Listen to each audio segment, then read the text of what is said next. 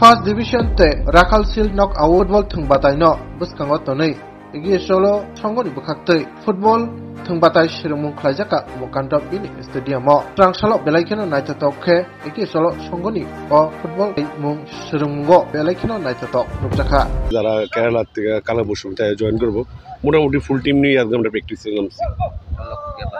হ্যাঁ, এবার লক্ষ্য ভালো খেলা উপহার দেওয়া, আর আমরা রাখালশিল্ডে হেট্রিক করছি, লিগেরও হেট্রিক করে নিয়ে এবার চেষ্টা থাকবো, আর ভালো খেলা একটা উপহার দেওয়া লিগের চেষ্টা থাকবো আগরতলাবাসীদের। লিগে তো আর শক্তিশালী টিম রয়েছে, নাইনপুরে তালবাহাদুর সব দুই টিম যখন খেলে জয়টা কীভাবে করে? জয় তো অ্যাকচুয়ালি ভালো প্লেয়ার আর খারাপ প্লেয়ার সব কিছুই ডিপেন্ড করে খেলার উপরে, আর কিছুটা ভাগ্যের উপরে, আর ভালো প্লেয়ারের উপরেও। তো আমরা 100% আশীর্বাদী এবার আমরা লিগ চ্যাম্পিয়ন হয়ে হ্যাট্রিক করবো। প্লেয়ার আমাদের সবই ভালো। এগিয়ে চললো প্রত্যেকবারই শক্তিশালী দল বা এগিয়ে চললো প্রত্যেক বছর শক্তিশালী দল গঠন করার পাশাপাশি একটি টাকার ক্ষেত্রে বাজেট যেটাকে বলি আমরা মোটামুটি অনেকটা বাজেট করাতে এবছর কীরকম বাজেট আছে? বাজেট আমরা 26 লক্ষ টাকা রেখেছি বাজেট, এটা সরকারিভাবে।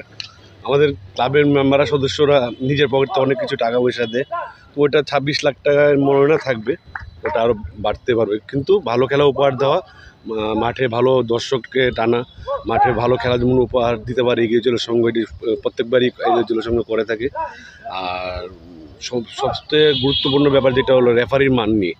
সি ডিভিশন খেলার মধ্যেই রেফারিকে মারধর করছে অন্য টিমরা, তো এই টিএফের কাছে একটা অনুরোধ থাকবে যে রেফারির মানটা যেন লক্ষ্য রাখে, কারণ এবার সব বড় বড় ক্লাবরা খেলবে, যেন রেফারি নিয়ে কোনো কিছু ঝামেলা না হয়, টিএফ এটার দৃষ্টিটা আকর্ষণ করে।